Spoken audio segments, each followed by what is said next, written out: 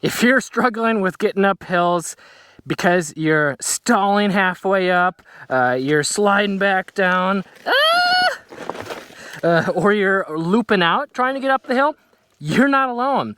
Newer trail riders are not struggling because they simply lack the courage. It's because they haven't learned the proper techniques in the right order. In this video, I want to break down a few simple tips on how you can quickly improve your confidence and skill getting up hills. Now this hill right here, it's not the steepest hill, it's not hard enduro, but for a newer rider, you might have a little bit of trouble. It's a little bit slippery, it's a little bit tight, but a big challenge is getting up the hill without spinning your rear tire, especially if you got a powerful bike. A lot of newer riders, they don't have the confidence to just pin it, get up the hill quickly, so they usually enter the hill slowly, and I'll tell you why later. This can also cause a mistake, but it's better to go slow than too fast and ride over your skill level. With that said, if you're getting up the hill slowly and you start to lose your momentum, you're probably going to start giving it more gas, probably slipping the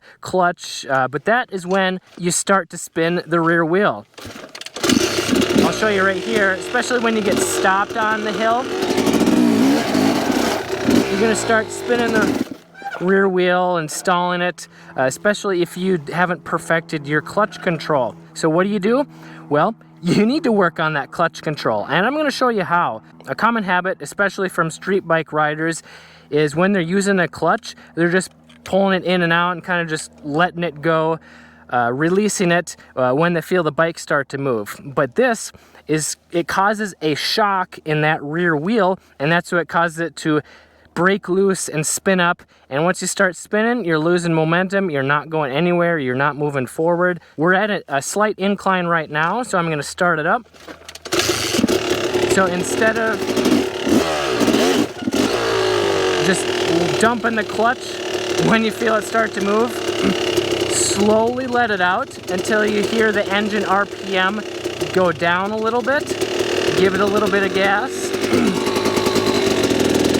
And you can pay attention to either by looking or feeling when the rear tire is moving. See, it's not spinning at all, but I'm going up. And I haven't let the clutch out all the way. It's you find that engagement point once you start moving, giving it a little bit of gas. I haven't spun the rear tire at all, but I haven't let the clutch out all the way. So it's focusing on what I like to do.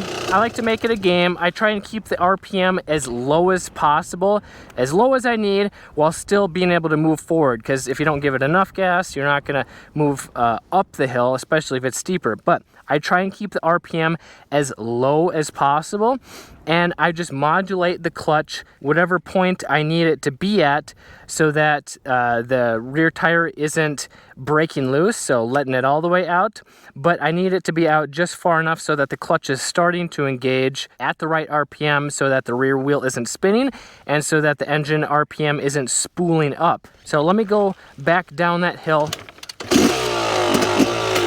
But remember, if you just practice this once, you're not going to remember it the next time you come up to a hill like this.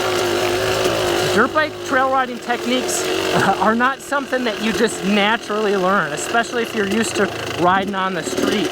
I got a whole nother video on this, but even if you learn the proper technique, if you don't actually practice it, you're just going to revert back to old habits because you haven't formed a positive habit. You haven't built up that muscle memory.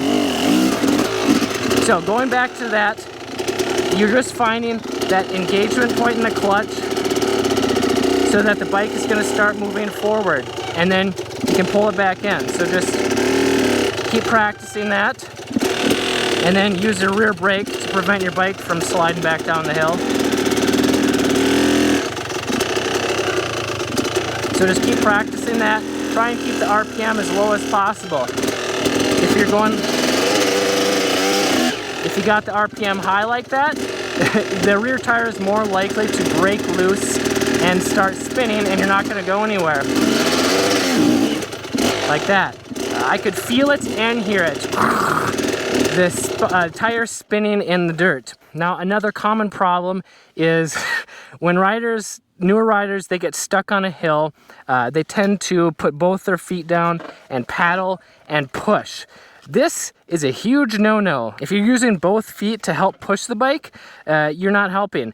This is because you're taking weight off of the seat, off of the pegs, off of the rear tire. And what happens when you have less weight on the rear tire? Well, it's more likely to spin up. So that doesn't mean you need to put both feet on the pegs, especially if you're short. You need to put one foot down. It's hard to balance when you're just getting going. So shift it into gear, pick a side, whichever side you want. One side might be closer to the ground. I'll go over here. So don't go like this. You're more likely to spin that tire. You need to get one foot on the peg, preferably sitting on the seat. You don't need to sit far back, especially going uphill. That's what's gonna cause you to loop out. You think that, oh, I need to get back on the rear wheel. No, no, no, no. Scoot forward, especially on a steeper hill. All you need to do to get weight on the back wheel is sit down or put your weight into the pegs. So lean forward, get your weight on the seat or in the pegs, and that will cause you to not spin up the rear wheel as easily. If you're a newer rider and you're struggling with confidence, don't worry.